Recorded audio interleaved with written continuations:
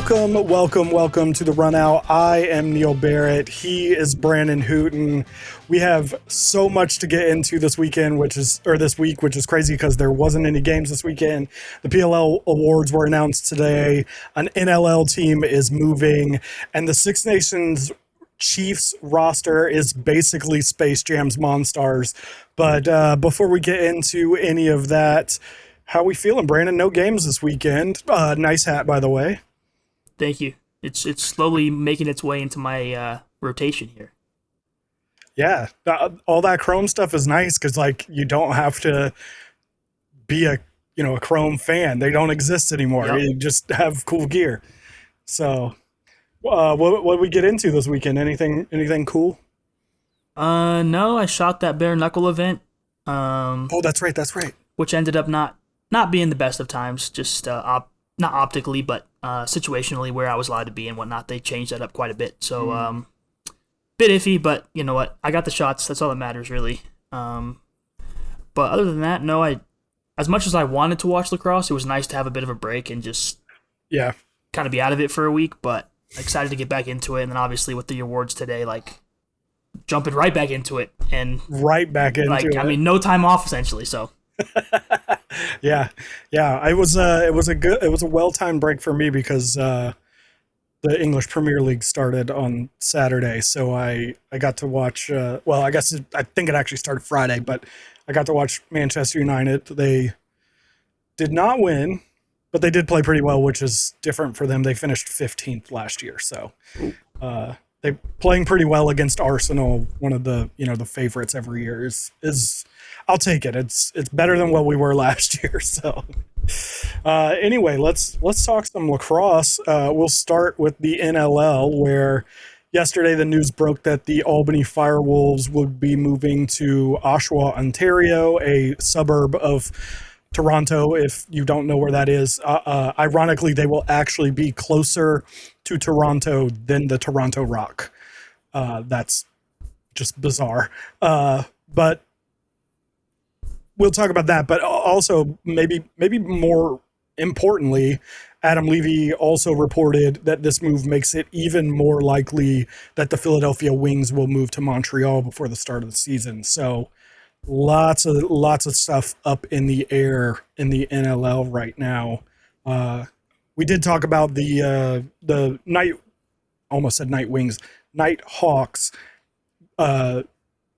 being purchased by the Seneca Nation last week, but that would make it now 2 and more increasingly likely 3 teams that will have had some somewhat substantial off-season doings, I guess.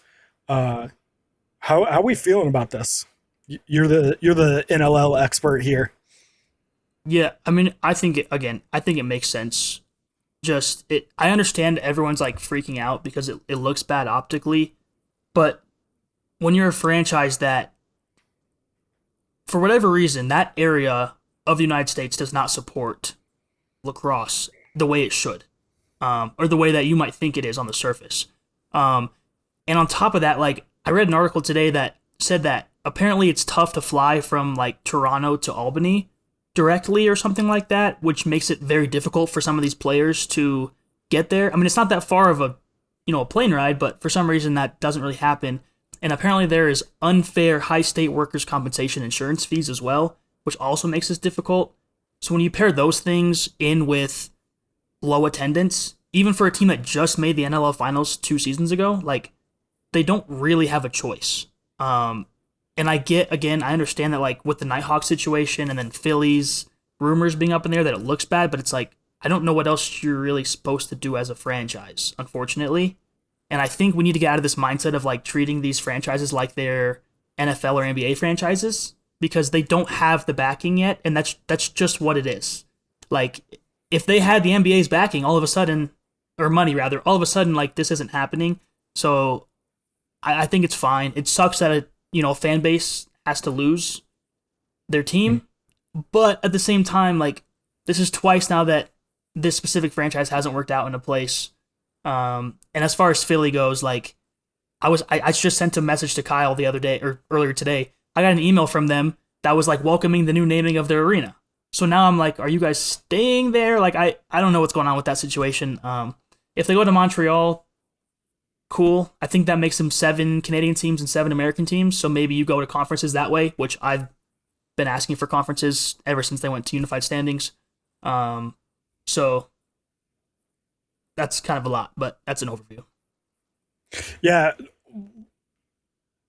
you said one thing that I started saying like a week or two ago, and it goes for all lacrosse. We're talking specifically about the NLL right now, but I think it goes for the PLL as well.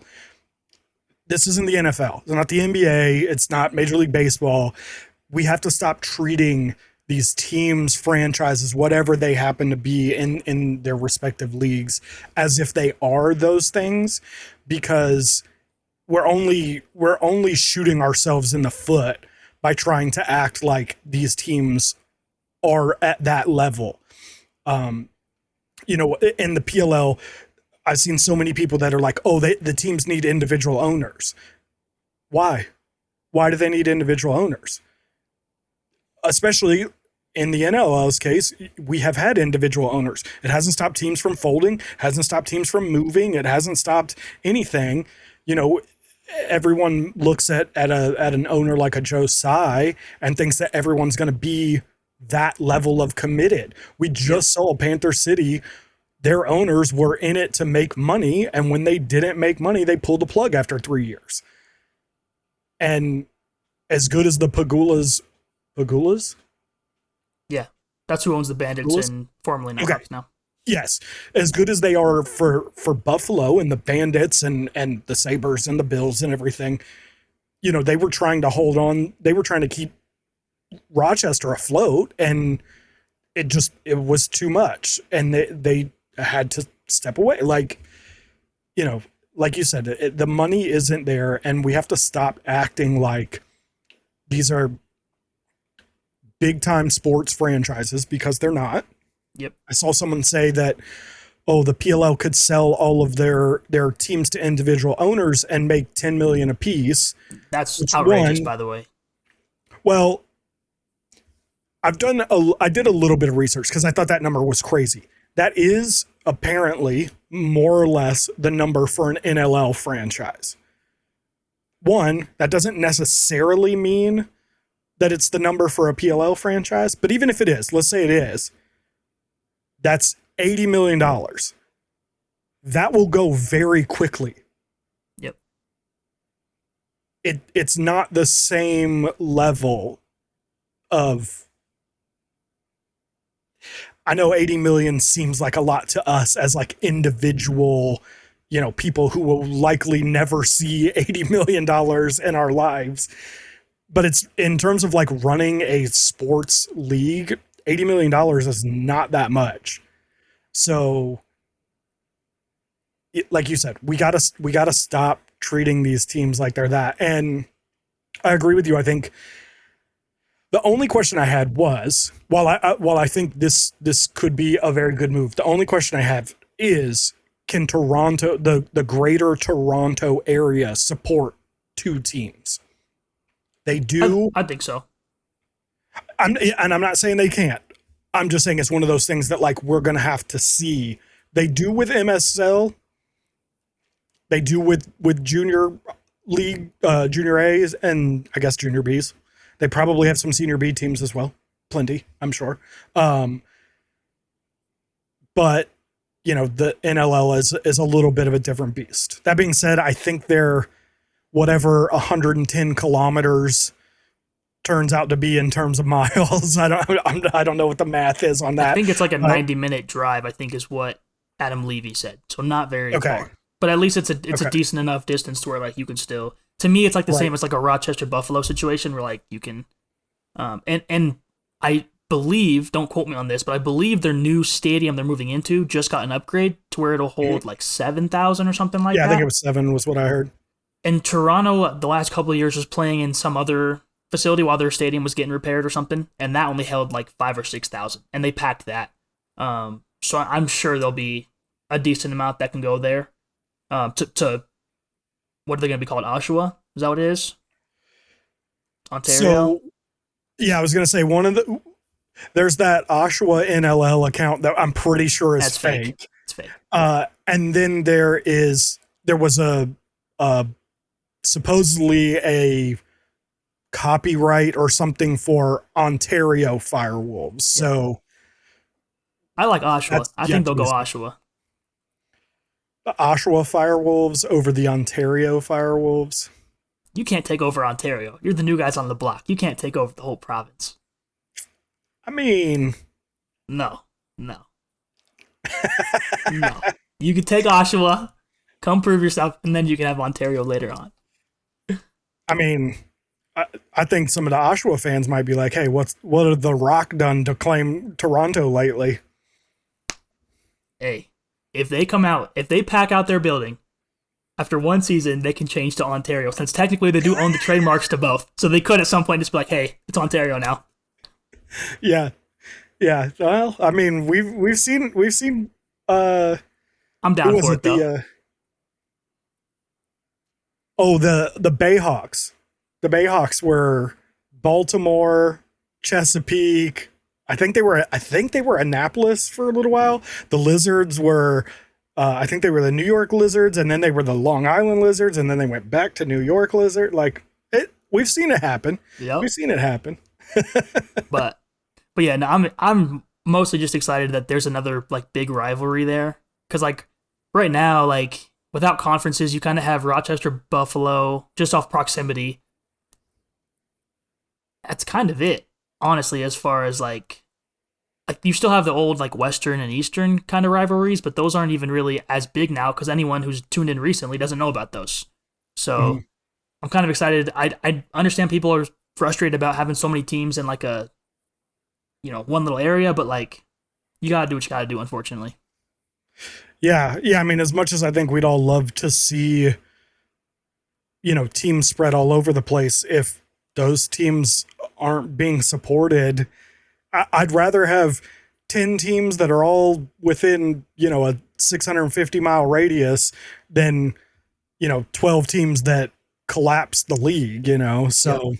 And a lot of this, I said this in a group chat the other day as well, like so much of this, I know people like to say like, oh, what's going on in the NLL, but it's like so much of this is out of the league's control that like it's not their fault that the Pagulas were like, hey, we're done with Rochester. And that in the same offseason, then Albany's like, actually we're gonna move too, because now the league has to respond to that. Like it is what it is. So I think, and I'll give Brett Frude credit, like he's only been in as commissioner for 2 or 3 years, and I feel like he's had to clean up quite a bit. And generally speaking, he's done a pretty decent job. So Yeah. I'm curious to see if this works. I will say I think they need to then stay in Oshawa for the next 10 years. I think everyone needs to stay if they can and find a way to get a lot of these franchises attached to NHL teams or NBA teams where they own the building. Because every team that has that does well. There's the one-offs like the Joe Tsai, who I don't know if he owns where the Seals play, but like he has enough money and cares about lacrosse to be like, here's the funding. But I think at some point we're gonna need to get these teams kind of aligned to where, hey, you're a part of the building, not just like we can squeeze you into some random facility at some point. Well, and to that point, whether or not Josai owns Pachango Arena or not, they're the only, I believe, full-time tenant of that arena. I think there's a minor league hockey team, but I'm not totally sure though. Okay. But I believe they're called the Seagulls or something like that, I want to say. Okay. But yes, you're right. It's like even if there's two, that's like two, so it's much easier than. But I look at like a place like Denver where we have literally 2 other full-time teams playing at the same time, and we still make it work. Still packs out the place. Like so, these things can work, but these teams need to start really hunkering down and staying. Like Seneca Nation needs to stay there and invest in that team for the next decade. Oshawa needs to invest. Like all these teams need to actually put in the time. And honestly, it would really help if they communicate with their fans about what the fans want to see as well. Yeah. Yeah, and to that point, I think Montreal, if I know we don't want to see the Wings leave Philly, but if they're going to, Montreal looks to be like a very good, future location for the league, whether it's Philly's franchise moving there or just them getting a team in another way. They do look like kind of the future of the NLL, and I'm with you. I think the longer these teams can kind of carve out their place there, the better it's going to be. Montreal could be a really good place, kind of in a similar vein to San Diego, because it's the Canadians, and that's pretty much it. There's not a whole lot else in terms of like major sports going on up there, so it could be a really good spot. So hopefully over the next few weeks, months, whatever, we'll get all of this stuff ironed out, and get into hopefully an opening day on time. Yeah. They did. I didn't write this down, but they did push the free agency window. Is that right? Free agency. Yeah, free agency got bumped again to the 29th. Which a lot of people on Twitter were freaking out about this. This was kind of expected by anyone who watches the NLL and pays attention to it. Because again, CBAs are difficult, and you don't just go from not hearing a single word about progress to then the next day being like, hey, we got a deal and free agency can start today. That's not how this works. So as of now, free agency is on the 29th, and then the draft is on September 6th. My only question is, I don't know if they don't reach a deal, what I really think is going to happen is they're going to extend their current CBA for 1 year, play the season, and negotiate throughout the year. Because I think that's kind of been their Achilles heel, not just in the NLL, but we've seen this in like the NBA as well, where they don't really negotiate till the end of the year, and then it takes them too long to get to terms because all these guys are working multiple jobs. They don't have time to meet every single day. So they need to be doing this kind of throughout the year. And then at that point, you see where you're at revenue-wise, especially with a new franchise, essentially, and see where we're at. And then next year there'll be a full CBA is my guess. But if not, I don't know if they're still going to have the draft on time or if that gets pushed. Because technically the draft is going to happen no matter what. So I don't know. It's a lot of moving parts right now, but yeah. Well, and I mean they can't really move. I mean they could move it for sure, but like it doesn't help or hurt the situation essentially. Yeah, I don't think you need to move the draft if there's no CBA. Like it's just a draft, and those picks will count. And if that's this year or next year, maybe it takes them 10 years. I don't know why it would take them 10 years, but like those players will just belong to those teams whenever the CBA gets signed. So I wouldn't expect that, even if they delay the CBA or free agency or whatever, I wouldn't expect them to push the draft. So that'll be pretty fun. That's what, 2 weeks from now? Yeah, 11 days for free agency, and then almost 3 weeks, I guess, for the draft. Yeah, almost 3. Interesting. Okay, cool.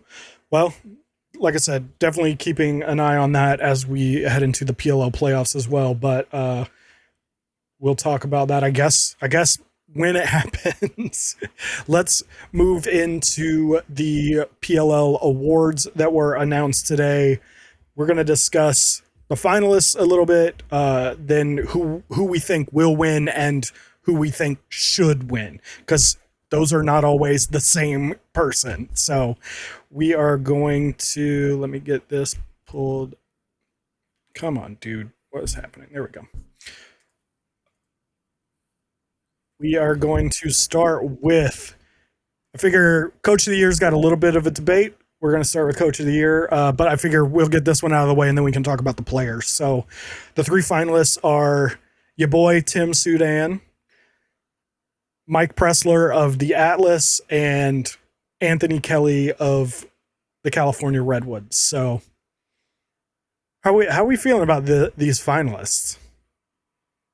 Well, first, before we get into this specifically, it's a bit weird this year because each category has like a weird number of finalists. Some have 3, some have 4. So like, take that as you will. But I don't mind. The problem is all 3 of these guys I think are deserving. It's just, I think there needs to be more respect on Roy Colsey a little bit. Mm-hmm. Ever so slightly. Just because, I say ever so slightly in regards to him versus Anthony Kelly. Just because I think we viewed both of those teams coming in as like the bottom 2 in the league. and both outperformed what they were supposed to do.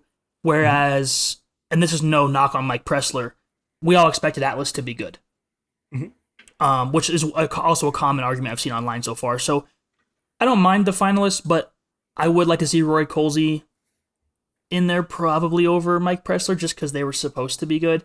But credit to him for, keeping them on track and being good as well. The other thing I saw Hutton Jackson bring up actually on Twitter was we have to consider the GM role for a lot of these coaches as well. And from that standpoint, like Tim Soudan had a really good GM year. Yeah. I mean, really good. Mike Pressler putting together the team that he has over the last several years, really good GM. You know what I mean? Like it's hard to just be like, well, this guy can't be in here because Roy Colsey. And it's like, well, but these guys are also putting together the team who performed well. So keep that in mind as well, is all I'll say. But yeah, so I'm a Mike Pressler guy. He probably won all the way back to like Duke. Big Mike Pressler fan, and I thought he would come good, and he has come good, and I'm glad to see it. I don't think he deserves to be here. Last year, yes. I don't think it always has to be the guy who goes from last to first. Like, that doesn't have to be it. Sometimes the coach of the year is the guy who, we've talked about it for several years now, that you could almost always give this award to Jim Stagnita. He's always like the top tier coach in the league. So while I don't think that it always has to be the guy who goes from worst to first, I just kind of like you were saying, like, last year it made a lot of sense for him to be in this category, but this year it feels like I can't think of anything that he really did notably in the offseason in terms of player personnel movement changes. He hasn't really done anything coaching wise to put his team in a better position than they were last year. It's just kind of been a continuation of last year, and that's no shade. They were very good last year. They are very good this year. I just think when you look at, like you said, Tim Soudan, I think the GM offseason that he had is crazy. The trade for Pat Cavanaugh worked better than I think even the most ardent Pat Cavanaugh supporters would have thought it would have. Getting Jared Bernhardt to sign with them was insane. I still don't really understand how he pulled it off. As was reported, other teams offered him more money. Other teams could have given him more of a like prime role. And even if you say, well, he wanted to play with his brother, well, he could have also done that with the Whip Snakes as well. Yep. So convincing him to sign with the Denver Outlaws was a huge coup. That I don't think people are giving him enough credit for. And I would also argue that I think in a lot of seasons, Tim Soudan has maybe gotten in his own way a little bit. He's maybe overcoached teams. I think you as a Outlaws fan would probably agree with that. And so one of the things that I think he did most was not a hands-off approach, not like he's just rolling out the ball and telling them to go play, but he has not interfered with things as much. It's one of the things we used to talk about with Chris Bates with the Archers. And I don't know that it was all on him, but Jackson Van Vleeg, huge Archers fan that he is, will tell you, I used to say Bates gonna Bates all the time because he was always making the wrong decision late in games and affecting his team's ability to close out games or win games or whatever. And the last two seasons, he stopped doing that. He was like removing himself from it and kind of allowing players to make plays and do things. And again, that doesn't mean there's not schemes. People talk about this all the time. Oh, coaches don't do anything. Coaches do a lot more than people think that they do, and a lot more than they give them credit for. So Tim Soudan deserves to be here. I got no no qualms whatsoever with Anthony Kelly being here. He should be here. They outperformed what even again the most ardent Redwoods supporters thought they were going to do. However, however, Roy Colsey has to be here. It doesn't make any sense. They were preseason, they were being discussed as like an all-time bad team. And that's not hate. And I think even now you look at this roster and it doesn't make sense. They're not a well-constructed roster, but they finished 5-5 and tied for second place. I mean, they're technically third on goal differential. If they don't get their brains bashed in by the whip snakes that 1 week, there's a very good chance they're the second place team in the West. And it doesn't make sense, especially when, like you said, there seems to just be this arbitrary cutoff. It does, different awards get different finalists. Nobody knows how many or what or when. We'll talk about it later. Some last year goalies had 5. This year there's what was it? They're one of the 3 ones this year, right? And it's like we're just arbitrarily like cutting off who's the finalist and what. So it's like, this is one. I don't think anyone would have any complaints about this as long as Roy Colsey was up there.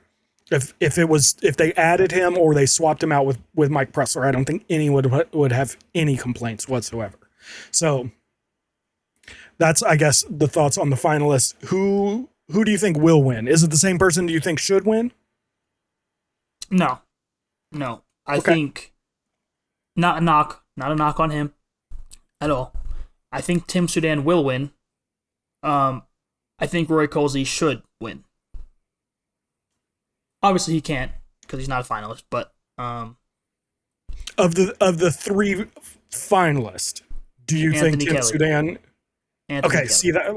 Yeah, because until they put in a GM award, like I it's hard for me to. I know it's going to be hypocritical because I just said to consider it, but like it's hard for me to also add in their GM parts of it, because some of these guys have their own GM, so they don't have that advantage anyway. Like, yeah, you know what I mean? So, yes, I think Soudan did do a great job building the team, and then I think he benefited from that team. I don't necessarily think he did anything coaching-wise that was like, wow, this really helped the team, other than putting in Logan McNaney, which if we're counting that, then, I mean, sure. But I just, like you said, I just think what Anthony Kelly did and Roy Colsey, I think probably should have earned them the award, but I think because of how good the Outlaws were, I think Tim Soudan probably wins it. So I think I'm the exact opposite of you. I think Anthony Kelly will win it. I think Tim Soudan should win it because of the whole thing. I think Anthony Kelly is the story in terms of coaches this year. He's again, the story, I think, overall is Roy Colsey and what the Chaos did. I think that's the story of the season. But in terms of these 3, I think Anthony Kelly is the story. I think Tim Soudan is, yes, I think it probably leans a little bit more heavily on his GM work than his coaching work. But like you said, until there's a GM role of the year role, and that's all kind of encompassed here, I think he gets the nod for kind of both. Whereas I think Anthony Kelly, you look at and it's only coaching because, he had Joe Spallina as his GM who made a lot of those moves before they hired Anthony Kelly. So, that's kind of how I'm seeing it. And we're probably both wrong. It's probably going to be Mike Pressler that wins it, but whatever. Let's move on to the comeback player of the year. This is a new award for this year. It's something that people have been asking for. I I don't know about you. I don't really even have any comments on the players selected. No, those are good. They're yeah, fine with me. So I guess we'll move on to who do you think will win and who do you think should win? Um. Okay, I think Dylan Malloy will win. Mhm. I don't have an opinion really though on if he should or someone else should win because I think all of these guys are in a similar boat, just kind of for different reasons. Obviously, two of them with injury, one of them just kind of. I'm not gonna say he was blackballed, but it did feel that way. You like looking back in hindsight. Um, so I don't know that I have one that's like this guy should or shouldn't win it necessarily. I think it's easy for Dylan Malloy to win because he has like the numbers playing attack. Um, so that's why I think he will win it. But I'll be fine if either any of these guys win it because I think coming back the way they did and being impactful is it's always difficult no matter what you're coming back from. I'm just glad this is even an award this year. I think that's a huge step in the right direction. Yeah, I'm with you. I think Dylan Malloy does win. Again, we're talking about that story. I think Dylan Malloy has a lot of fans. My issue is, and I don't even think that the Comeback Player of the Year award has to be someone who was injured. I do kind of have a problem with a guy who just like wasn't playing winning it. Like he was with the Atlas the last year and season and a half, and like there just wasn't a ton of room for him, so he wasn't playing. Like I don't know. It feels weird to give the Comeback Player of the Year award to a guy who in the last two seasons averaged a point a game, and then his last like full season in the league with Chrome, he had 25 points. Like I just feel like he was never really not the player that he is now. He just wasn't being used. Whereas, Brad Smith was out of the game for over a year. Like, so in that sense, and to be completely honest, I don't know enough about Jack Keelty and his injury. Was he out all season last year? I don't even know. I'm pretty sure he got injured in preseason if I remember correctly. And he was out the whole season. Let me check here. Yeah, played 0 games last year. Okay, so yeah, I mean, But I know we're Brad talking Smith. like Keelty went. I know cause turnovers can be altered a little bit, but I mean he had 11 cause turnovers 2023 and then 12 this year in his first year back. Played all 10 Yeah, games as well. yeah. So, coming. This is one of those where again, I don't think it should or always has to be about an injury, but coming back from an injury is just so much more difficult and thus impressive to me than basically playing the same way you always played and just not necessarily getting the opportunity to do it. He was playing on that attack line, or he was fighting for attack time with Jeff Teat, Xander Dixon, and Connor Schellenberger. Like, Yeah. yeah, I don't. So he was mostly running out of the box, which I don't think is a good use of him. So I don't know. It just feels weird to give Comeback Player of the Year to someone who just wasn't being used. Like I don't know. Yeah, that's my thoughts. Anything else for you on that one? No, that's fair. All right, let's move on to where's it at? These are not in the correct order, and it wouldn't let me switch them. So here we go.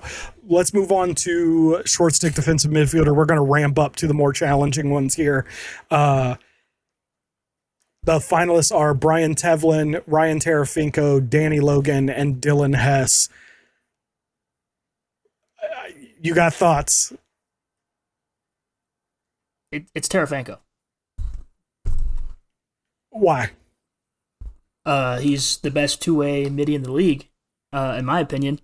Obviously, I'm slightly biased, but Slightly. I mean, I think honestly, on the graphic, it's between the three guys on the left. No disrespect to Dylan Hess, I just think the other guys are had better years, quite frankly. I will say, I will give an argument for Danny Logan as well, because that defense is very different when he's not playing, which is the only way that I could see him getting the nod. Because I think outside of statistics, like, he's a guy that always impacts the game positively. Like, I don't think I've ever seen a bad Danny Logan game. Maybe I have at some point, but I can't recall one. And I will say too, Brian Tevlin was sneaky good this year with 12 caused turnovers. So for stats junkies, like, that's going to jump off the page. Yeah, so funnily enough, I wanted to make an argument for Dylan Hess because I think he has been very good. I've been very impressed with his on-ball defense, and then in my brain, he's pushed transition so well, and in my brain he had somewhere in the neighborhood of 10 points. And then when I was looking at this, trying to prep for the show earlier, I saw that he only has 2. And I was like, 2? That's it? That's all he had? And I think they came in either one game or in like back-to-back games. So, you know, I'm kind of with you. This one would go back for me to, like, why did we have 4 short stick defensive midfielder of the year names? Like, why didn't we just do 3? Because I don't know that anyone thinks Dylan Hess even has a shot. I am not against any of the other 3. I think are perfectly deserving. I think you laid out the case for Terry and for Danny Logan. I gotta say, I kind of feel like it's Tevlin. Like you said, Tevlin was sneaky good this year. Yeah, he was. He did everything this year. He had more ground balls, more caused turnovers than Tarafinko.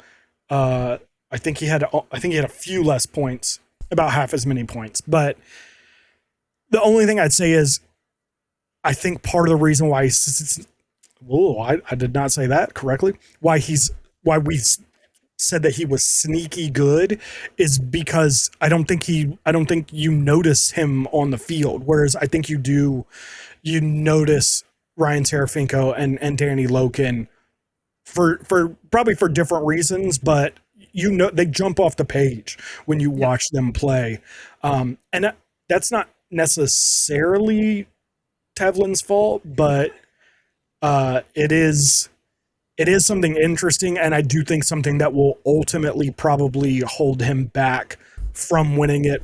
Whether he should or shouldn't, we could debate that, but I don't think he will. I think it's my question to you is, who do you think does win it between Tarafinko and Danny Logan? Because I feel like Danny Logan is kind of like the media darling. But I think there's a pretty strong argument that Terry may have had a better year. Yeah, that's why I said I think it's Terry, because I think Danny Logan's a guy that, like, he could kind of always win it. Like, it's because he does a lot of things that aren't on the stat sheet. Mm-hmm. So he can kind of always win it, but I think because Terry was more noticeable, if you will, both on the stat sheet and on film, I think he will end up winning it. I think Tevlin, like, to me, this is one of the closest award races, like, of the bunch, just because I think those 3 guys, like, are so good at what they do, but they all do it slightly differently, and so that's why, like, you can make an argument for each one. But I think, like, Danny Logan's kind of just like hey man, like, we'll give it to someone else this year, like, because he does so much. But I think Tarafinko, kind of having that transition offense that they had this year, kind of put him in front of people more, and was like, oh, this guy, like, he's able to really push the pace, and he's good defensively as well. Whereas, like, Tevlin was much better defensively probably, but not so much on the offensive end. So yeah, Tevlin was definitely that I don't want to call him a stats merchant, but he had that he has the stats, he has the resume, the thing that you can go on the website and look at and be like, oh man, he was really good. The other two, like you said, kind of opposite. Danny Logan just defense shuts people down. Like you said, that defense is totally different when he's in, but he's not necessarily the guy pushing in transition, scoring goals, doing stuff like that.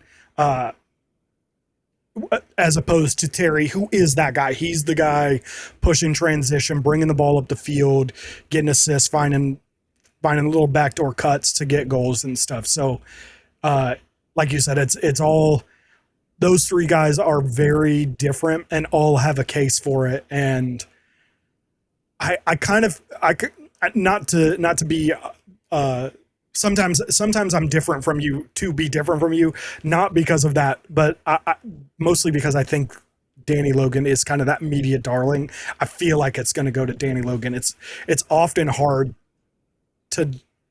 for that person to not win. Like you have to be better than them by an extra amount to overcome the kind of name recognition.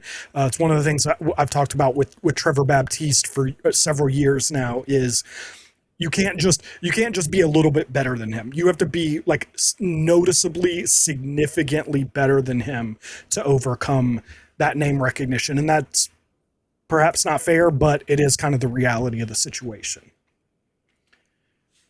Let's move on to, speaking of Trevor Baptiste, let's move on to Face-Off Athlete of the Year. Our three finalists are Trevor Baptiste, Joe Nardella, and TD Erlin. We missing anybody? Nope. No, these are the three. All right. I think Justin Inacio had a great year, but he did only play 7 games, and I think he's not a big enough jump away from TD.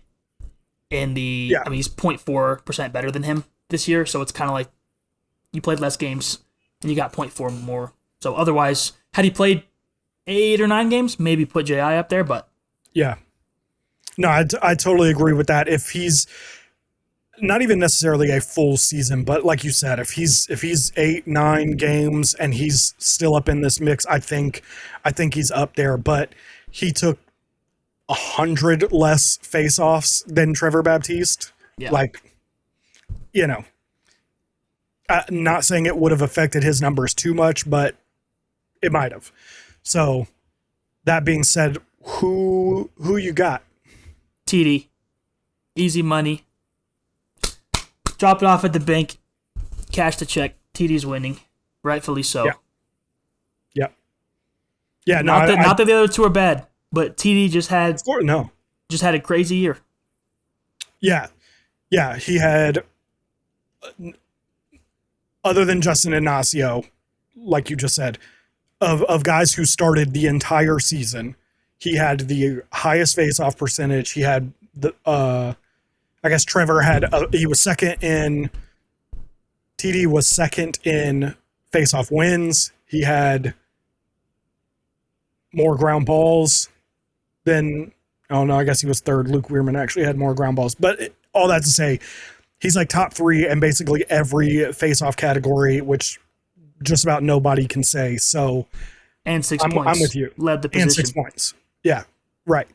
So I'm with you. I think it's TD all day. And, you know, I feel a little bit for Joe because he always seems to be the second best midfielder of the year, except for I think he did win it 1 year. But otherwise, he's always the second best midfielder. Honestly, I would probably say TD, Joe, then Trevor. I think Trevor was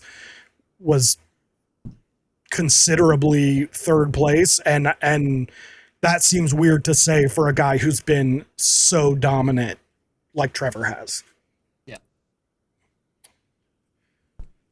Well, that one was easy. I don't know. I thought we might have a little bit more to say, but let's move on to LSM of the year, where our finalists are Jake Piscino, Troy Ray, You don't gotta and say them all. Mason You Woodward. don't even gotta say them all. We all know who it is. This is the easiest lock of all time. Jake Piscino, lock it in. The one thing I wanted to ask you about here, because I agree with you, it's Jake Piscino. It was always going to be Jake Piscino. Like there's not even much to really discuss. But I wanted to ask you, are these the three guys that should be here? Yeah, it doesn't feel like Nope. these are the three guys that should be here. And I Where's don't Michael understand. Grace? Where is Michael Grace? The only thing I thought about Michael Grace was he only played 8 games. Only. I mean, same cause I'm not saying turnovers it's- as Mason Woodward, 2 more points, 5 less ground balls. He should be up for Rookie of the Year as well. I'll just put that out there while we're talking about him. I thought Ben Ware and Owen Grant Yeah, could really yeah. be up there. Ben Ware especially. He was incredible. Yeah. And this is in no way a knock to Troy Ray or Mason Woodward because they're both also incredible. But Yeah, honestly, they're lucky that I'm not lucky, but Jake Piscino was locked no matter who they put up there. But when I saw this come out, I was like, oh, okay, like Yeah. that's interesting. Yeah. Yeah. Again, it's purely mathematical because no one's winning it other than Jake Piscino. Yeah, So, how much value is there in being a finalist in an award you're not going to win? I don't know. But I was a little surprised by the numbers this year. It is really interesting that it is going to be. I think Jake Piscino wasn't a finalist last year, right? This is a completely different cast. I'm pretty sure. yeah. I don't remember. One I wanted to get your opinion on. A lot of mainly Whipsnakes fans were calling for Colin Squires. And that really kind of blew my mind. I'm not the best at paying attention to the defense, but I was like, I don't, maybe he's just a lockdown pole. But for me, there's a whole lot of things that I feel like are missing from Colin Squires' game. He turned the ball over more than he caused turnovers. He had what, one point, I think it was 1 point, an assist. For me, I feel like LSM is such an important position for causing turnovers, pushing in transition, and like putting up points. And I don't want to say it has to be all about the stats because I don't think it has to be. But I feel like there is some element of like, this is one of those positions where I think stats can help differentiate if you kind of belong in the conversation. Again, if we're talking about 10 points for one guy and 8 points for one guy, or 35 ground balls and 30 ground balls, like, sure, we can debate that. There's plenty of room. But when you're just like so far down statistically, it's like, I don't know. Well, and the thing is know. too, like the other guys that are ahead of him, they didn't only have the offensive stats, like they also had the defensive stats too. Yes. So right. if you're really arguing just stats, which a lot of times comes into play, like he's not in that conversation. And I'm a Squires guy. Like I love Colin Squires, but when you're comparing, it's just, and again, like these other guys that we named, like who had the better season when we're nitpicking things? Like, Right. and don't get me wrong, like I get that like Whipsnakes fans want to see their guy represented. Like we all want to see our guys from our teams be represented. At the same time though, you also have to look at, hey, he had a down year compared to his other years. Piscino had a better year. Grace as a rookie had an incredible year. Woodward was great. Ware was great. Ray was, like you just go down the list and you're like, there's only 3 finalists. So if there were 5 finalists, maybe you'd have more of an argument, but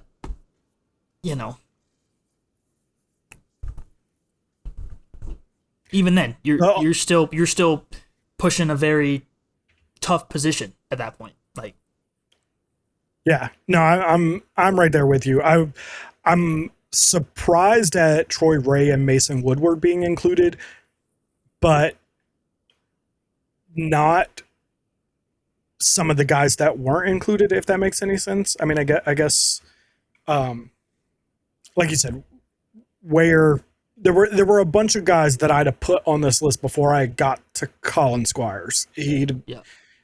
I'd have left this list alone before I added Colin Squires to it, basically. Um, This is one of those that's awards that, in my mind, is kind of like if players are approaching a game, who are the guys they don't want to face, which maybe don't mhm. show up on the stat sheet or whatnot. So that's why, like, I'm not upset with the finalists because I do think there is that element of like, if I'm an offensive player, do I really want to see Mason Woodward guarding me? Probably not. So that's why I kind of gave this category a pass because it's like it's up to players, unfortunately. Well, not unfortunately, that's Yeah, a good thing, but yeah. Let's move over to midfielder of the year. Uh, the finalists here are Matt Campbell, Jared Bernhardt, Brian Costabile, and Aiden Andrew. Andrew McAdory. Uh, anyone missing in your mind? Hmm. Let's see. It's tough because we could not figure out if Matt Brandow played attack at all for the Whips this year. If he did, then no. Um, if he did not, then yes, he should be on the list. But I feel like I remember the Whips playing him at attack at least a couple games. I could be totally wrong, and if I am wrong, Whips fans, like that's feel free to call me out on that. But I'm almost certain he did, which inflates numbers. So if he is on the list, though, he would be replacing Jared Bernhardt.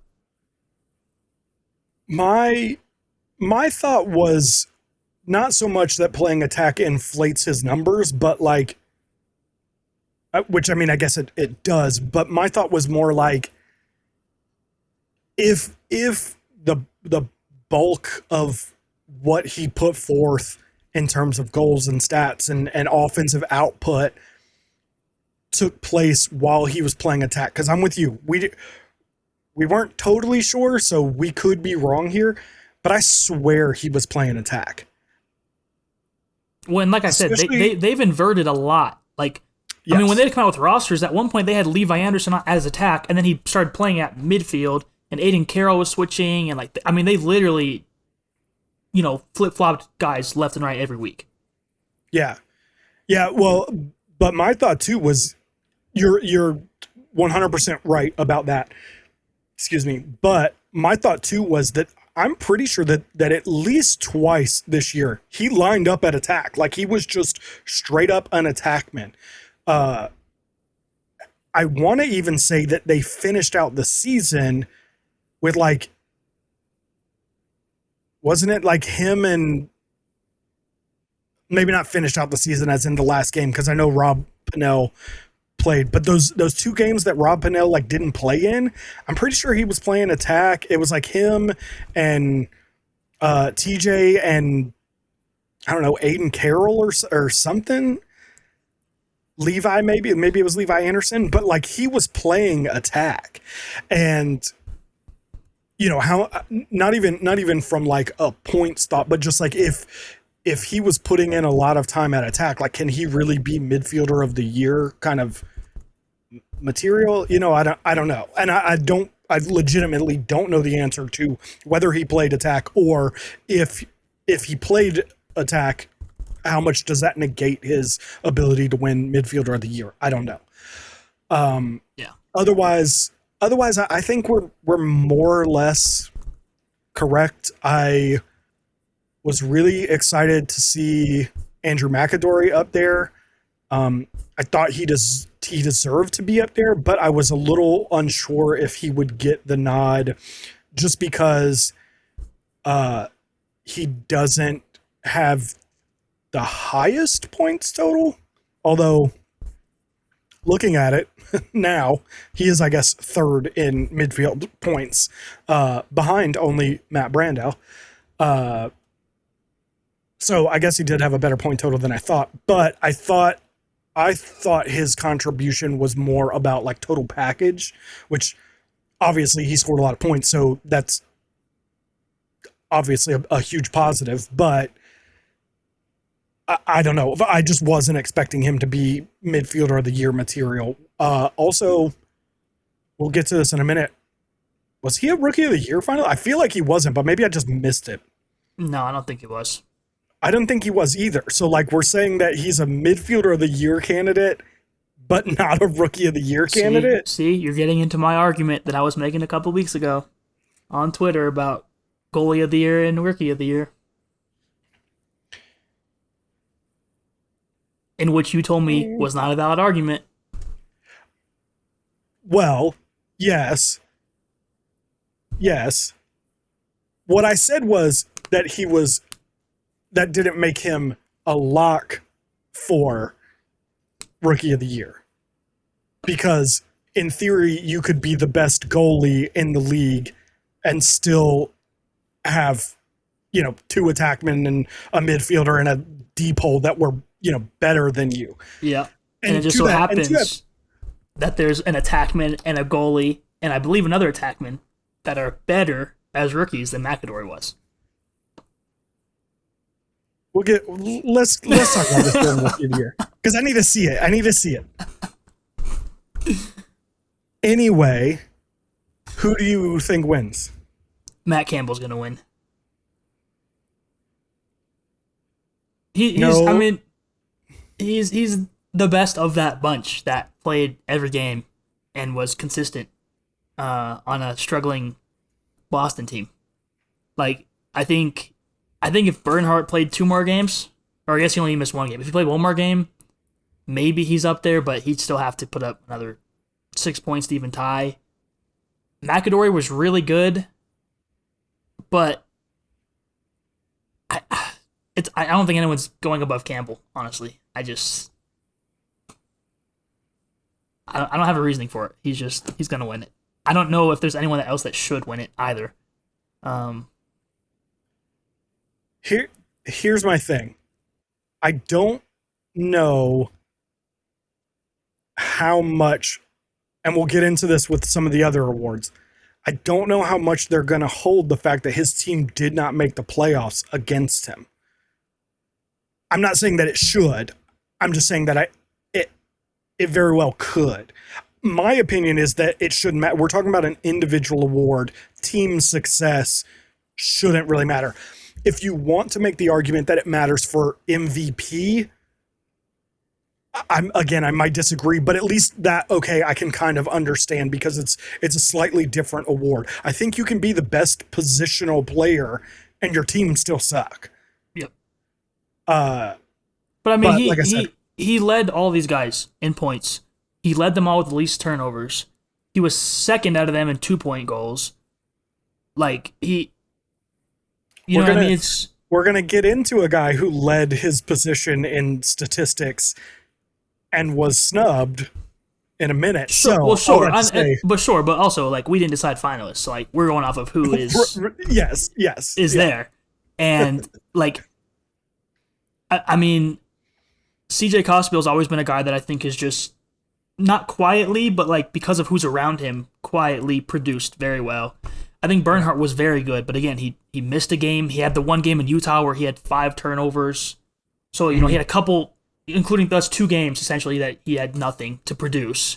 And McAdory, as impressive as he was as a rookie, like, you still have to overtake the guy that's at the top, which is Matt Campbell in my mind. I feel like, all things considered, McAdory maybe should win, because he's right up there in terms of points. He's the only guy on this roster that's playing both ways. He was taking face-offs at one point this year. Like, he was doing everything. I don't think he's very likely to win. I'm with you. I think Matt Campbell probably does win. I think the only chance maybe anyone else has is just that they discount him for playing for a team that didn't make the playoffs, which again, I'm not saying they should, I just think could happen. At which case, I don't know, if it's not Matt Campbell, it does kind of feel like it's got to be McAdory. Because the other thing with Mac, though, is he had 4 games with 1 or fewer points, which none of the other 3 have. But my thought would be, how are you going to give it to Jared Bernhardt or Brian Costabile, who are both offensive midfielders? Like that's all they do. If Brian Costabile gets caught on defense, you're going at that matchup. McAdory was literally like taking short stick defensive midfield runs. He was taking face-off runs, and he finished with more points than them. He had more points than the offensive midfielders. That would be my argument, is like, how can those two win when he did their job better than they did and did other things as well? Well, that being said, I think you're right. I think it's Campbell. But also then, who is on McAdory's team then that is holding him back from putting those up? Because Bernhardt plays on a roster with 3 other Tewaaraton winners. Costabile plays with Teat, Shelley, Dixon, which that's holding him back from getting more. And they're all within, 2 points of each other? I mean... Yeah. So I'm with you on the defensive part of McAdory, but I do think, like, if you put McAdory on the other teams versus moving them over to the Redwoods, they're going to outperform him. Which, again, he's a rookie, so that's what he should do. Like, I'm not... The Redwoods also had Chris Kavanaugh and Dylan Malloy, who were top 10 scorers. So, like, it's not like they had nobody over there. I'm not saying they had nobody, but they didn't have Brendan O'Neill and Pat Cav. They didn't have Teat and Shelley. I mean... There's no way you're putting those with the same conversation as Teat, Shelley, Brendan, and Cav. The other Cav. Pat and Chris finished with the same amount of points. Dylan Malloy was only 2 points behind Brendan O'Neill. It's not like they were crazy better. Sure, but if you still replace them, one is going to be way better than the other. Maybe. Like if we put Costa, I'm gonna use what you used last week. We're talking about hypotheticals that you could never prove. Yeah, that's true. That is true. We are right now. That's true. I'll accept that. Okay, all right. As long as we're all on the same page. But all that to say, I'm with you. It's almost definitely going to Matt Campbell. Like I said, the only doubt in my mind is just if they penalize him for his lack of team success, which isn't even, again, necessarily, I don't think, an important argument in this conversation. So let's move on to defensive player of the year. This one is Sophie's choice over here. You got Graham Hossack, JT Giles Harris, Gavin Adler, and Jack Rowlett. First of all, I'm not even going to ask you. There is no one missing from this list. They nailed this. A lot of again Whipsnakes fans are saying Ajax got screwed. I don't think he got screwed. I think he's number 5. If there were 5 finalists, he would be up there, but he is number 5. Like these are the top 5, the top 4 guys. As far as I'm concerned, I think you agree. Yep. Yeah. So the issue is try and put these guys in order 1 through 4. Like I can't. I picked Haas before the year to win DPOY. So I was happy that I at least got a finalist in there. But JT, I mentioned this 2 weeks ago must have been, that JT he's like a silent assassin where you don't see him on the stat sheet because he's so good and he locks people down. So good. Yep. But then at the same time, Gavin Adler, I don't want to go at him. I don't want to go at Jack Rowlett. Those are guys that you avoid. You know what I mean? So and I said this on Twitter too, this is genuinely one that I don't have any indication where it's going to go. Because I don't know how you make a dedicated argument for any of them over the other. You can make an argument for each player, but not over the other finalists. Like, I genuinely don't have the answer. I think it probably ends up going to Haas or Rowlett because of name recognition. Not that JT or Gavin Adler don't have the name, but I mean, Haas broke a record this year that I think is keeping him fresh in the minds. And Jack Rowlett's a dog that, I mean, he's mic'd up like every game, so you're seeing a lot of him as well. Yeah. So The other thing too about these four is that I'd say, generally speaking, they're not big stat sheet guys. They are all shut down one-on-one defenders. They are going to take your number one and just silence them. Yep. And to that point, because none of them are stats, you can't even fall back on like a stats-based argument to try and rank them out. I don't know that there's a wrong answer here. If I was ranking them, I think Jack Rowlett is ever so, and we are splitting the finest of hairs here. I think he's fourth. I'd agree. I'm honestly not even sure how to rank the other three. My Duke bias wants to say JT Giles Harris is number one, Hasek is number two, and Adler is number three. But that is almost exclusively bias talking. There is no, I couldn't defend that pick, that order in any way.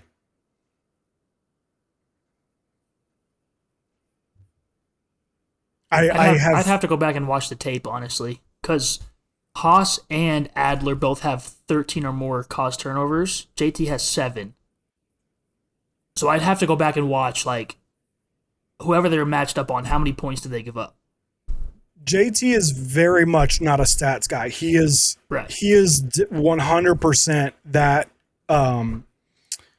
that number one eraser that is going to hold up his guy for someone else to come over and cause the turnover or whatever. And he's always been that way. I think if I was asked to rank who I thought was most likely to win, I'd probably flip Hasek and JT Giles Harris. I think I lean ever so slightly with you that Haas is probably the winner.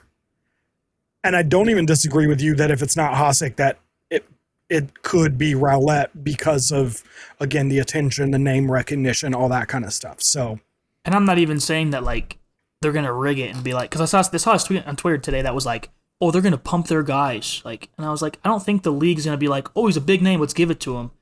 I just think that voters will think about him more than some of these other guys that are shut down, but you have to literally watch, like, actually pay attention to them to see their impact, which I think is where JT and, to an extent, Gavin Adler really shine compared to the other two. Yeah. Yeah. Well, and Gavin Adler and Graham Hasek do things like take Brennan O'Neill out of games, and you know, they have, even when they aren't putting up stats, they get talked about because of who they shut down. Exactly. You know, Brennan O'Neill had the 0 for 11 game against Graham Hasek earlier 0 for this 10. year. So. 0 for 10. Oh, excuse me. Don't put an extra shot on there. And to be fair, it may have been 11, but I thought it was 10. I thought it was 11, but I have no idea. And Brennan O'Neill did kind of get one back. Yeah. I don't think he was necessarily one-on-one with Hasek. The step back he had was definitely on Haas. Like, he froze him. But he did have a couple.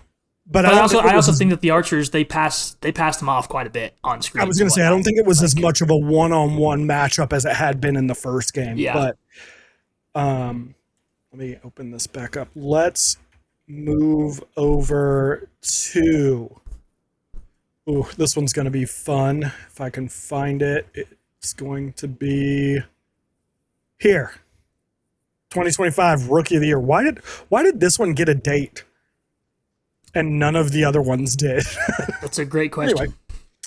uh, the finalists for the Rookie of the Year award this year are Chris Kavanaugh, Logan McNaney, Owen Hiltz, and Aiden Carroll. I know that was your pick. I know that's your boy, but why is Aiden Carroll on this page? Because they wanted to put 4.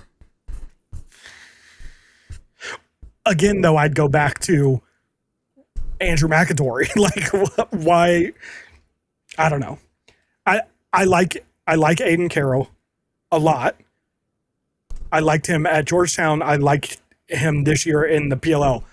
I don't know why he's on this page.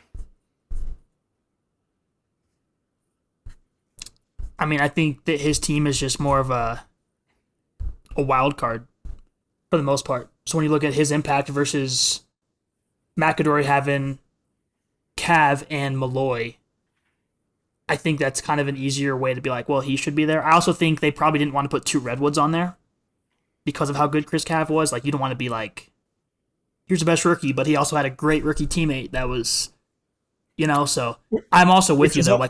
Like I don't, I argued this on Twitter a few weeks ago. I don't think you can be the best at your position and then not be a Rookie of the Year finalist. Like that doesn't make any sense to me in general. So from that standpoint, like, yes, he should be here, but I'm just trying to think of why they would have put Carroll or Hiltz or whoever over McAdory. I mean, the other 3 guys, I think make sense, and if it was just those 3, I think there's a strong argument. But again, it's like, why are there 4? Why do we just have this like arbitrary number that doesn't make any sense? You guys just kind of pick and choose when it's 3, when it's 4, when it's 5, whatever. Also, Sam King not getting the nod is actually kind of surprising as well. I was going to mention Sam King too. And like you said, I love Aiden Carroll. I'm very thankful that I picked him beginning of the year, and I was a finalist. Like, that's awesome. But like, I mean, Sam King was taking over games for a star-studded roster. So I am surprised they didn't put, if not McAdory, Sam King as the 4th. But yeah, he ended with 5 less points, and I'm sure that's like the reasoning here. But I'm with you. He was taking over games down the stretch and winning games for the Archers. So also Michael Grace, I said earlier, I would have liked to see him in there. I know he's not as flashy because he's not an offensive guy, but I think he should have been up there if he's going to be even just the 4th. Maybe he's the 5th. I don't know, but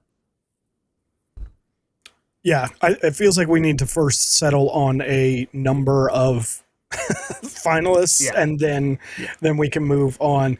Let's talk about who we think will win or should win. I have this feeling that it's going to be Chris Kavanaugh. It just feels like all the momentum towards the last, I think 2 weeks, but definitely that last week pushed in his favor. The Redwoods making the playoffs and everything, being in large part led by him to the playoffs, just feels like it swung everything his way, combined also with, I think, Logan McNaney faded just a little bit down the stretch. And then I think Owen Hiltz, I think the conversation all year has been, he didn't play enough games. Missing that time at the beginning of the season really seems to have hurt him, even though, he finished right up there in terms of points. Although, he actually, if he kept his pace and he played those final 3 games, the first 3 games rather, he would have been leading in points if he kept pace. Yeah. Yeah. So something to think about, but I think that's why he makes the list, but I just don't know that it's going to push him over the edge. Yeah. Yeah. I think Cav probably wins it. Obviously, I'll talk about it more for an upcoming award, but I think McNaney should win it. I've made that pretty clear on here on Twitter. Like, I'll save most of that banter for goalie of the year, but I think Chris Cow is probably the best of the attackmen, so I have no problem with him getting in over Hiltz or Carroll. I really do wish Hiltz played those first 3 games though, because I would love to see the battle that presented. And McNaney the first 2 games as well, for that matter. But just, man, that would have been, if Hiltz would have kept going at 3.9 points a game, like that would have been such a tight race, I think. But yeah, like you said, I think the momentum for Cav is kind of, I think them making the playoffs really was like, okay, like we landed, here we go. Because I do wonder if they miss the playoffs, like, do they hold that against them? Again, I don't think they should, but I do have to wonder that. But yeah, I think Cav probably wins it. Yeah, I'm with you there. It is a bummer because McNaney and Hiltz. I mean, even Carroll and McAdory and Iker, and there were so many good rookies this year that could have. Excuse me, like you just said, Michael Grace, great rookie of the year, absolutely deserving of being listed as a finalist. But if we're doing this arbitrary number thing, why not put 8 of them in there? Like, just give everyone that deserved recognition, list them all. Like, why cut it off if we're just doing it randomly? Speaking of Logan McNaney and the Goalie of the Year award, let me find it. There it is. Goalie of the Year. Liam Intamin, Logan McNaney, Blaze Reardon. Who's missing? That would be one Brett Dobson. The guy who led the league in save percentage. Missing. By 0.7, but he did. But he did. He was number 1. 0.8, excuse me. 0.8. But yeah.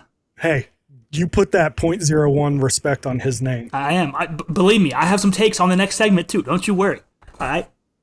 But yeah, I know Jackson Van Vleck was kind of going off about this.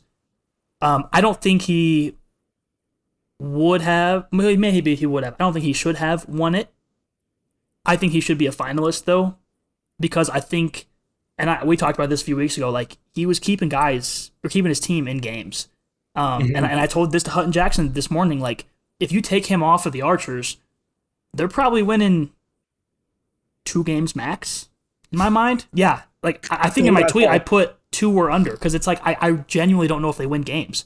And he not only was like okay, he was like actually good in nearly every game, to where it was like, okay, at least we know we have Dauber in net, so all we have to do is put up a few goals. And every time it was like the offense was letting him down. So I think he should have been in here. Again, why not have 4 finalists here? Like I told you earlier, I think maybe it's just because they don't want half the league to be finalists, but if you have 4 elite goalies, why not add the 4? I don't know. There's a lot of, question marks. Yeah, I think you might be right that's the rationale, but like I told you earlier, there were 4 last year. Like, we didn't gain or lose any teams, so why were there 4 last year and this year there's 3 when there's clearly 4 guys very deserving of at least being a finalist? And again, we can debate things, but in my mind, and I don't think he shouldn't be here, but in my mind, Brett Dobson had a better case than Blaze Reardon. Blaze Reardon got shelled several times this year. Yep. Like, I don't know why he's here and Brett Dobson isn't. It doesn't make any sense to me. And again, Blaze should be there. I'm not saying he shouldn't. Lord Blaze, I'm not saying you shouldn't be here. Don't come for me. But I think there's a better argument that Brett should be here over Blaze if you're sticking to this stupid arbitrary 3 goalie number for no reason. Now that we got that out, who you taking? Is there even a doubt? In my mind, not at all. No. About who you're taking. Like, do About we who's even need going to to ask the win? question? I mean, I don't think McNaney will win. I think he absolutely should win. 0.8% behind the league leader as a rookie. He went 7-1. Save percentage over expected. He was at 5%. That leads these finalists by 2 whole percent.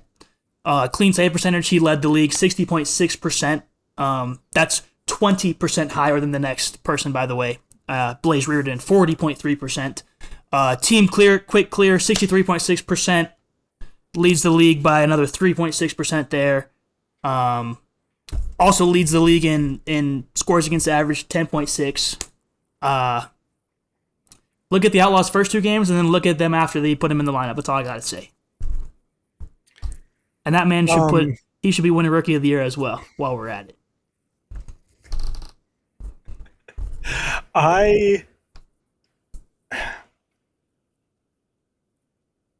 I'm not sure. I think if you look at any statistical data, Logan McNaney is and should be the winner. I'm assuming you were just reading Patrick McKeever's stats, his like expanded stats, and he led, like you mentioned, by a good margin in every single advanced stat. He, on every basic stat, he is leading except for save percentage, where he's whatever it is, 0.8. half a percentage, 0.8% off of the leader. He was 7-1 as a starter, like you said. I want to say it will be and it should be Logan McNaney, but something's just chewing on the back of my head saying that it's going to be Liam Intamin because Yep. he just has the name and the wagon behind him to make it happen. And I don't really understand it because I don't know how you argue with what Logan McNaney did this year. I don't know. I mean, again, like he was a whole 1.2% better save percentage wise. Liam did have that game last week with 38%, 39%. 39. I think McNaney's lowest was 47. Well, and like Liam had another sub 50 game too. Yeah, and don't get me wrong, like McNaney had 2. I think he had maybe 147 and one was like 50 or something. Like he had 2 like down games. But I'm looking at like the whole body of work, and the only knock I've heard all year was that he's only played 8 games, and I'm like, okay, but he was better in most of them. I mean, Blaze got shelled a couple times. Again, I think Dauber arguably had a better year than Liam and Blaze. Like, I think realistically it should have been Logan versus Dauber, but we're not at that point, unfortunately. So I know there's gonna be people that say like I'm biased, but like I also just read you like numbers, and I recognize that stats lie sometimes, but you can also watch these things in action. I watched him stonewall the New York Atlas in overtime, which led to a goal on the other end. Like it. I mean, the number one offense. He held them to, I believe, 12 goals. Like, and again, like we gave props to McAdory as a rookie. Like he did this as a rookie, and again, if you watch the first 2 games with McElroy in net for the Outlaws, very different team. And what's funny is those first 2 weeks, all I heard was about how McElroy was bad. And then the second that McNaney started dominating, all of a sudden it was, well, the defense in front of him is really good. Funny how that narrative switched up, isn't it? All of a sudden the defense matters, and now he has a good defense. But when it was the other way, it was just that the goalie was, like, come on. The narrative around that was specifically frustrating for me. Yeah, no, I get that, and agree with you. You just said something that sparked something in my brain, and then I went to say it, and it all left me. I think what you were going to say was McNanny for goalie of the year. I mean, I already said that. Oh, I know what it was. You were talking about stats sometimes lie, and I agree with that. You can also make stats say kind of what you want them to say. 100%. But typically that's one, maybe two, maybe three. He's leading like 10 of the 11 categories, and the 11th category he's second in. Yep. It's like how many stats are lying to you? Are all of them? Are all of the stats lying to us? According to some on social media. That's what I've been told. I really think that it comes down to, I just looked Liam Intamin in the eyes and I feel like he's staring at me now. He's like, it's kind of, the more you look at him, the more he's kind of like glaring at you. It's like, oh.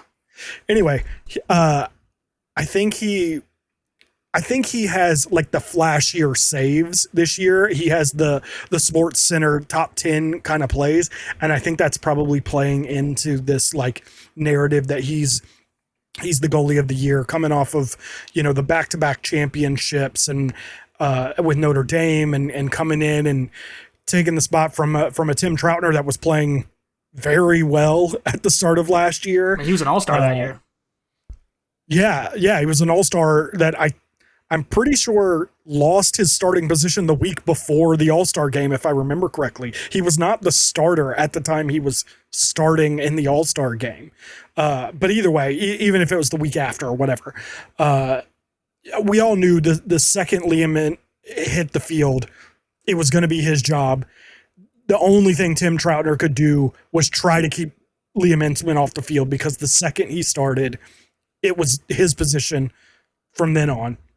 Yep. And that's what happened. And yeah, it feels like there's this swell, and like it's going to be Liam Intamin, and it shouldn't be. Not to say that Liam hasn't been good. He deserves to be a finalist. Yeah. Yeah. The other thing too is like McNanny averaged 13.6 saves a game. So I mean, I don't know where he ranks among that, but I keep seeing people ranking like saves on their Twitter posts, and I'm like, well, saves per game is a better metric than just saves, because you could just get peppered. Yeah, so looks like Liam would have he played all 10 games, right? Yeah, so he would have averaged 15.2.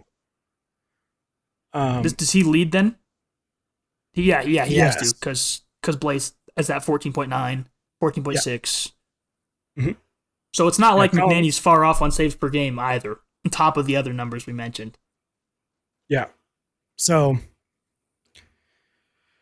it's kind of crazy to me that Blaze had two 20-plus games, right?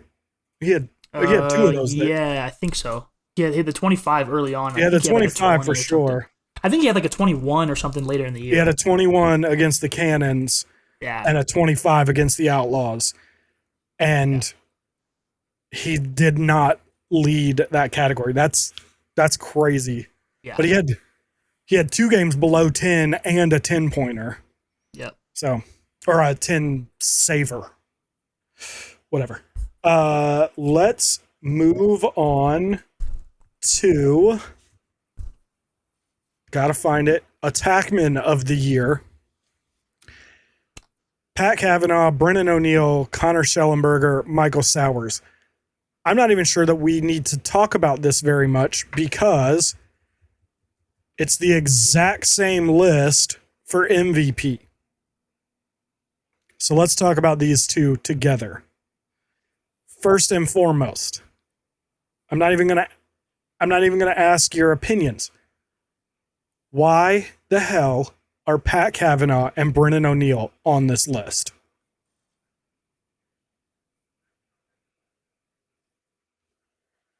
Attackman of You the asking year, me? fine. Yeah.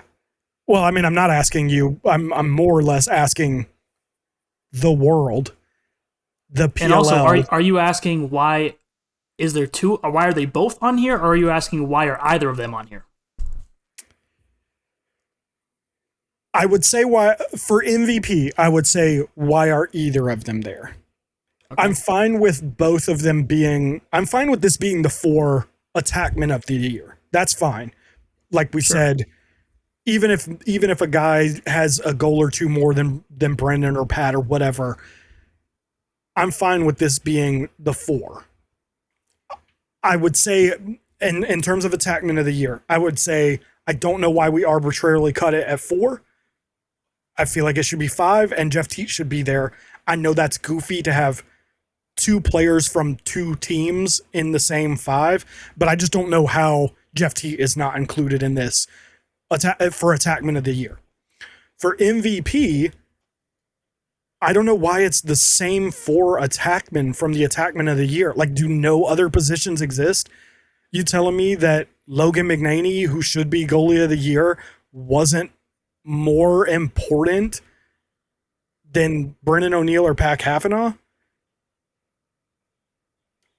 Graham Hosick wasn't more important than Brennan O'Neill or Pat Kavanaugh? Like,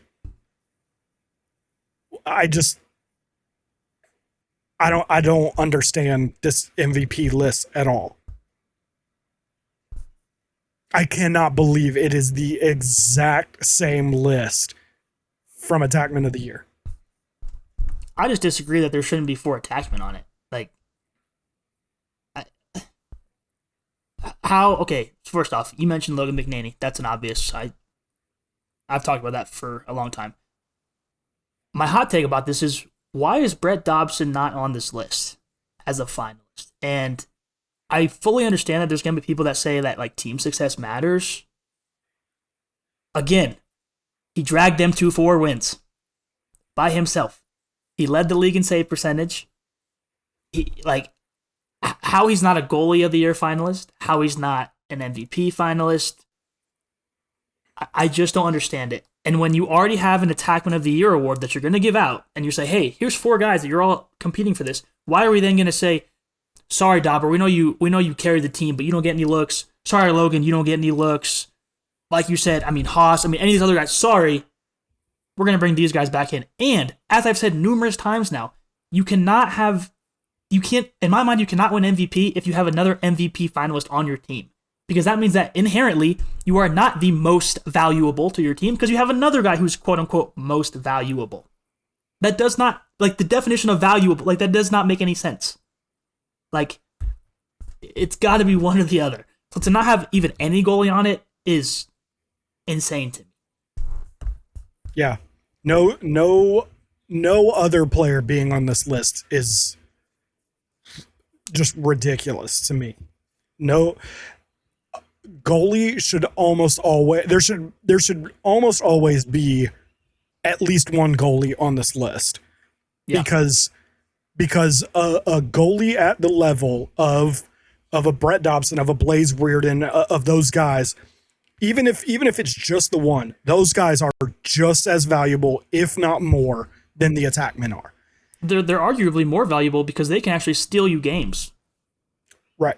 Now, granted, they still need attackmen to like do a little bit of their job, but like if I mean, we've seen plenty of times great offenses that struggle because their defense and their goalie can't stop anybody. So it's like if you like I remember going into like the Carolina games and being like, okay, they have to lock in because they're playing Blaze. Like he will steal games. Mm-hmm. I can't really name an attackman that I'm like, oh, he's gonna go steal that game. Yeah. Like, and that's not a knock on them, but it's just not the same. And to your point, Michael Sowers is an MVP candidate. Kieran McCardle has been incredible all year. They got CJ Curse clicking. They still lose games because they don't have a MVP caliber player in goal for them right now. Conversely, we watched the Chaos all season long have nobody at attack other than occasionally Owen Hiltz win games because they had Blaze Reardon in cage Yep. making saves and keeping games close. And to your point about Dauber, if they have even a halfway functioning offense, they're one of the best teams in the league because Yep. almost every game was within 2 points. Yeah. You know, they were consistently holding teams to 10 or less goals and losing games. That's insane. Yep. Yeah. So And I mean, and we this haven't even is mentioned a guy like Jake Piscino, who was the only right, runaway favorite that we had. right. Like, not that he would have won, because I don't think LSMs are really ever going to win, but it's just one of those things. Yeah. It's just like not a single other position. Not a single other You position. didn't give TD Erlin a look. I mean, literally anybody. But Yeah, whatever. yeah. I thought about TD too. Like it's baffling to me that Pat Cavanaugh and Brennan O'Neill are on this list. And you know me, I'm a Brennan O'Neill guy. Yep. Like, how in the hell are these two dudes on it? And if you want Pat, fine. He's got the numbers, I guess, to be up there towards the conversation. But why is Brennan O'Neill there? I'd put Pat over Brennan if we're picking one for MVP. Yes, 100%. And again, I'm a Brennan O'Neill guy. But if one of these dudes has to be on the list, it's Pat Cavanaugh. Yep. I can make the argument that Brennan O'Neill is more valuable to his team, but I think there's an element of winning the MVP award that goes with the statistics, and you can't argue with what Pat Cavanaugh accomplished on the field. Yep. But also, like you said, how can you be the most valuable player of the league when there's another guy on your team that's like equally as valuable in the same position? Right. It's not even like well, Pat Cavanaugh is on the offensive end and Logan Manani's on the defensive end. They play the same position. Right. Right. And I should have clarified. That was my gripe. Is that it's the same position. Like, if you want to put two opposite ends, I can totally see if you wanted to say, hypothetically speaking, a Shelley and an Entman, or Right. a Pat Cavan and McNaney. Like, I can totally understand that. But like, you play the same position. Like, I mean, I argued this a couple years ago with the Bandits. I argue this all year with the Outlaws. I argue this with the Atlas this year. It doesn't make sense. Like, give these guys their flowers in the Attackman of the year, and then scrap two of them, scrap one of them, throw in a goalie or someone else. So, obviously, the question is who wins, who should win. But let's take that and add another question, because we didn't talk about Attackman of the year, and just say who wins, who shouldn't win, but then also based off of that, who wins Attackman of the year, because this is often, although not always, the player who wins MVP, the number 2 wins Attackman of the year. It's like it's almost never the same position, at least not since, Trevor won it as a face-off and Blaze won it as a goalie. Yeah, I think first and foremost, if Dauber was here, I'm taking Dauber to win MVP. Not an option, obviously, but now this is where it's going to be kind of, I'm going to get some flack for this, but I think Attackman of the year goes to Shelley. I think MVP goes to Squires. If I was picking, I think Shelley ends up winning both. But I think that Squires is more valuable to his team than Shelley is. But I think Shelley had a better year than Squires did, which is why I'm saying Attackman goes to Shelley, MVP goes to Squires. But what do you think will happen if Shelley had the better year and you think he gets MVP? I think Shelley gets both. I think Shelley ends up with both. Okay. Because I think there's going to be enough people who have the argument and the thought process of, well, if you're the MVP, that means you're the best player, so you have to win Attackman of the year as well. Or, vice versa. I'm not even saying I disagree with that as a concept. Like, how can you be the MVP and not the best player in your own position? But I just know we have, generally speaking, seen the MVP not win the Attackman of the Year award. Yeah. So Yeah. but it can and does happen. So, um, I I agree with you on what should happen. That it should be Sowers MVP, Shelley Attackman of the Year, unless you unless you think that they should win both. No. Um,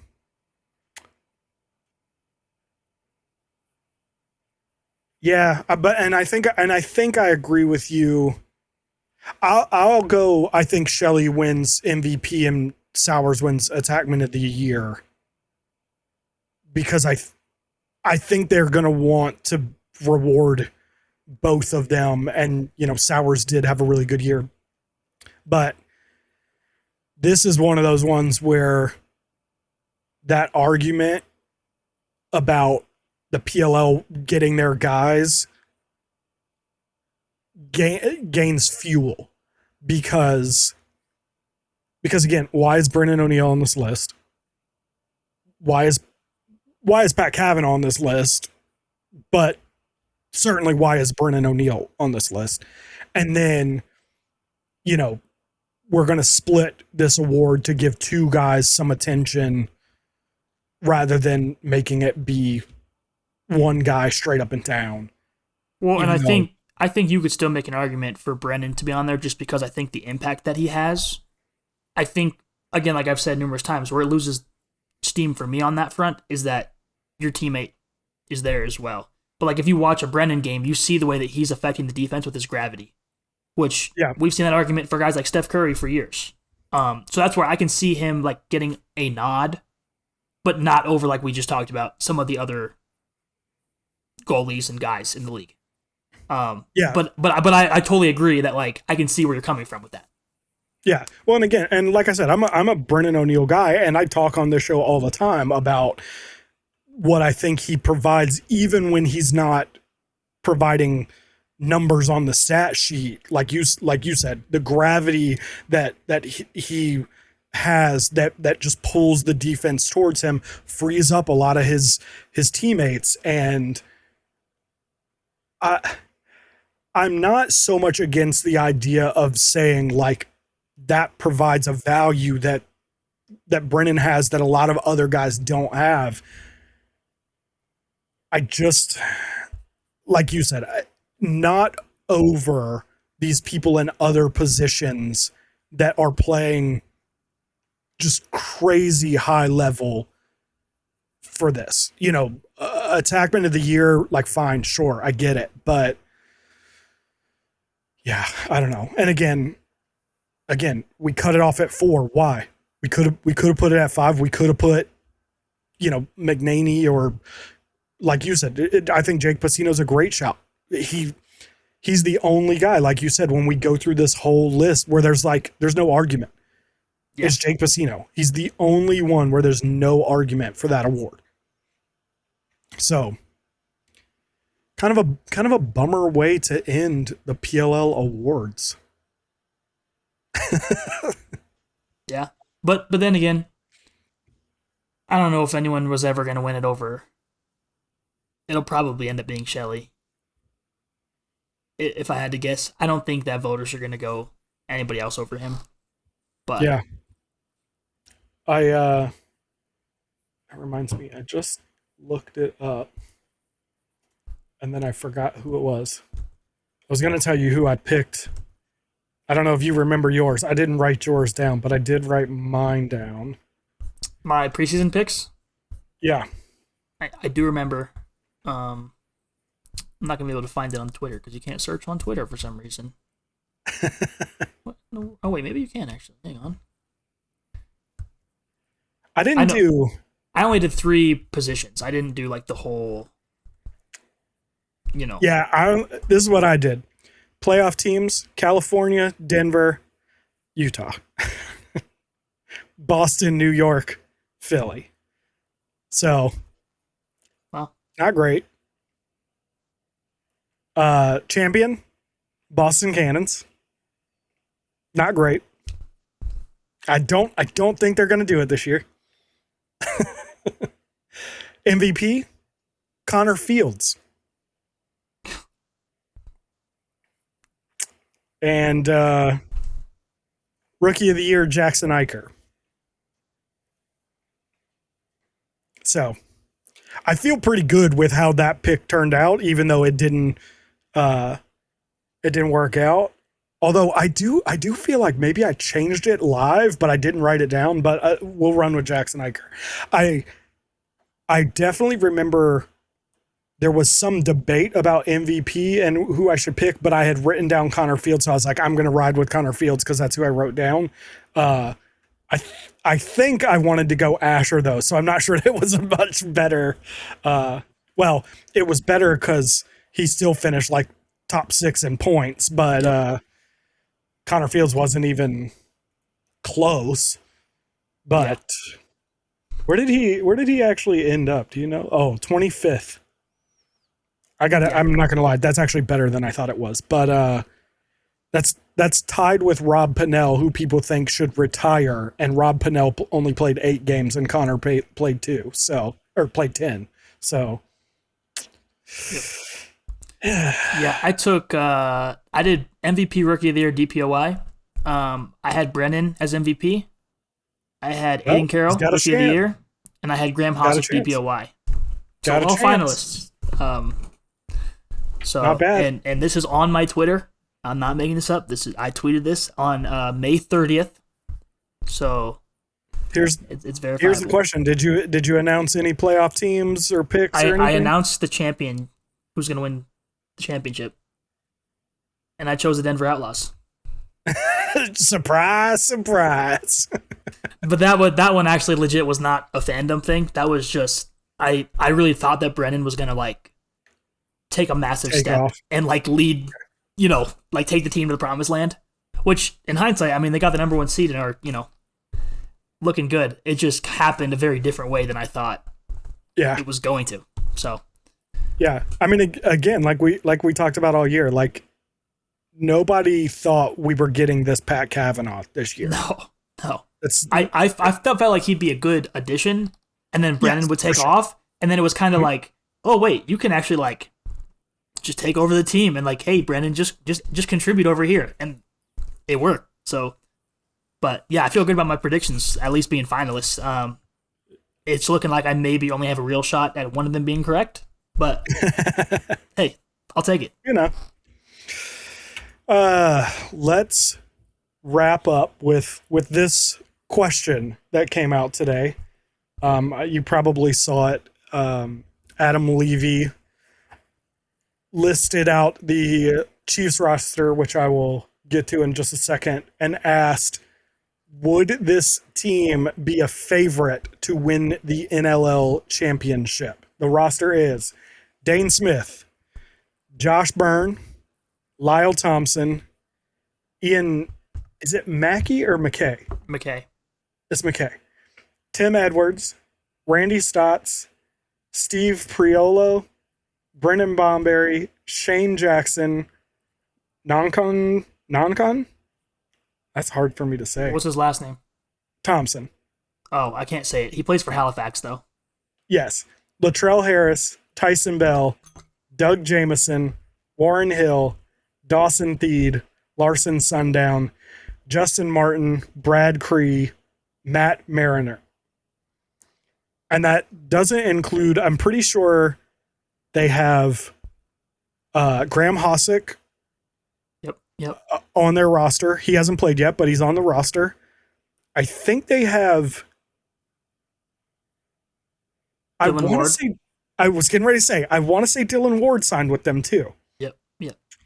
So they have a few more guys that are technically on the roster, but let's just go with the guys mentioned. Yep. Would they be a favorite to win an NLL championship? Easily. Yes. Easily. I believe the last time I saw it, it was 96% yes on his poll. Let's go a step farther. Yes. I didn't even ask. I don't need you to ask.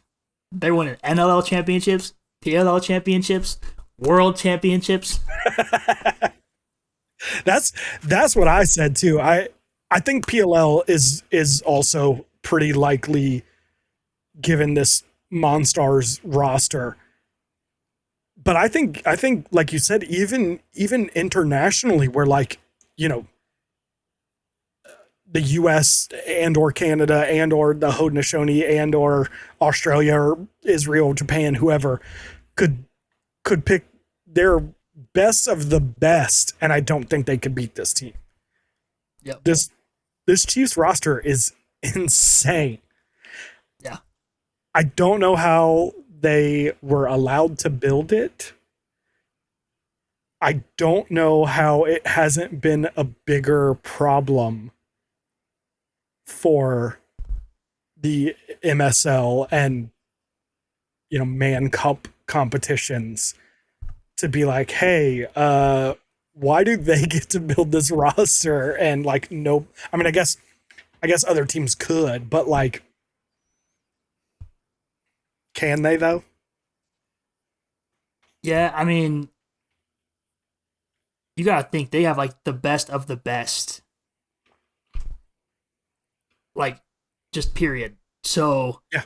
And like you gotta think, if you add Graham Hossack, you have, if you're playing field, you have a number one defender right there. You got a few guys that I think you could give them a long pull and be fine. Mm-hmm. The only issue really is just gonna be the goaltending isn't gonna necessarily, because Warren Hill I don't think plays field, but no wait, Warren Hill does. Doug Jamieson does not. Yes.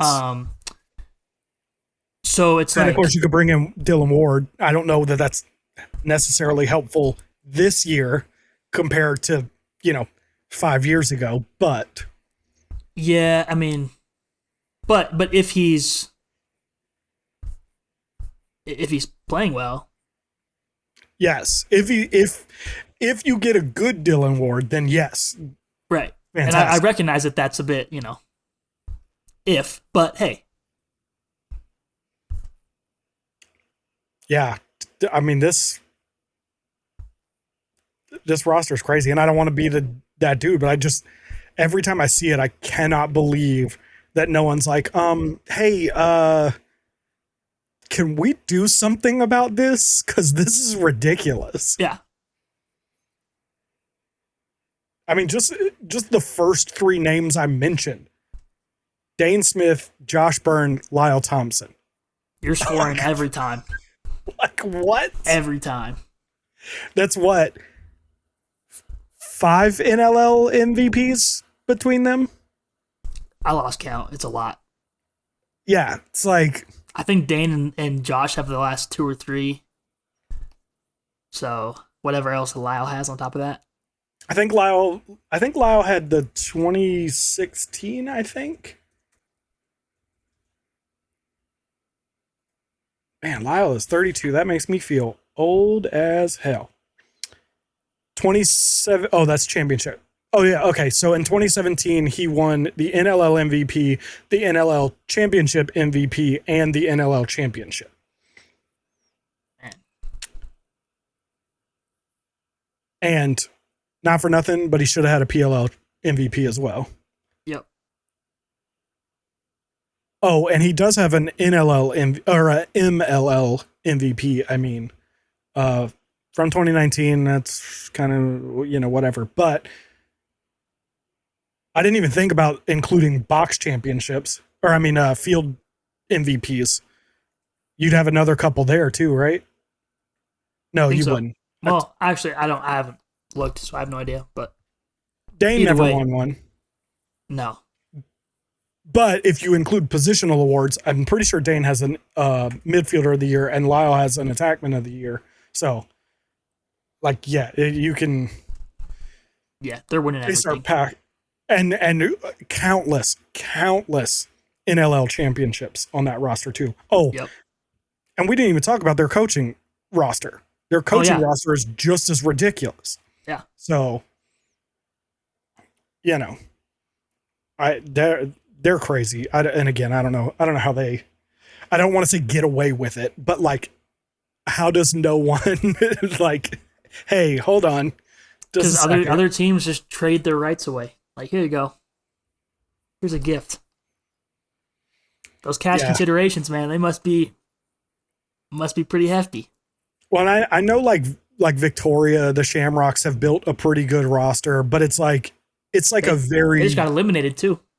yeah, well, it's like a very good roster, but it ain't. I mean, this is Space Jam's Monstars over here. Yeah. Like this is ridiculous. I mean, they just So, beat Peterborough the other night, game 1 of the finals, by like 5 goals. yeah. Granted, Nick Rose I don't think played, but still, like, insane. All right. Well, that is all we have for today. What you got coming up this weekend? Absolutely nothing right now. Just sitting at home watching lacrosse. Yep. I have nothing scheduled to shoot. As of now, I don't think there's any soccer right now. Football season starts up here in a couple weeks, so once that starts, I'll have that kind of every week. But no, nothing else for now. My mom's coming in this weekend. It's her first time. It's her first time up here, period. But her first time visiting me, obviously, since we moved here 2 years ago. So that's gonna be. She'll be here for a week, so that'll be fun. Yeah, I guess. But yeah, that's kind of what I'm doing. And then I got, gonna try and catch these games. I was really wanting to go out there, but Minnesota is a trek. Yep. I'm not sure I'm going to make any of the playoff games, but Minnesota is a trek. So anyway, with that being said, we will get out of here. As always, I can be found at I am Neil Barrett on Twitter, X, whatever you want to call it, and Instagram. Brandon is at Hoot Sports Media on Twitter and Instagram, and the show is at Runout Pod on Twitter and Instagram. Definitely hit us up. Let us know what you liked, what you didn't like. We were supposed to do a mailbag this week, and I completely forgot, which is fine because this has been almost 2 hours. We didn't need to fill the time, but we will do a mailbag at some point in the not so distant future when we have perhaps a few less things to talk about. Maybe championship weekend or something. I don't know. I don't want to put it out there because then I'll just screw it up again like I did this week. I just completely forgot to even mention it and put it out there. So with all of that being said, again, we are going to get out of here. Have a good week, and we will, as always, catch you in the comments.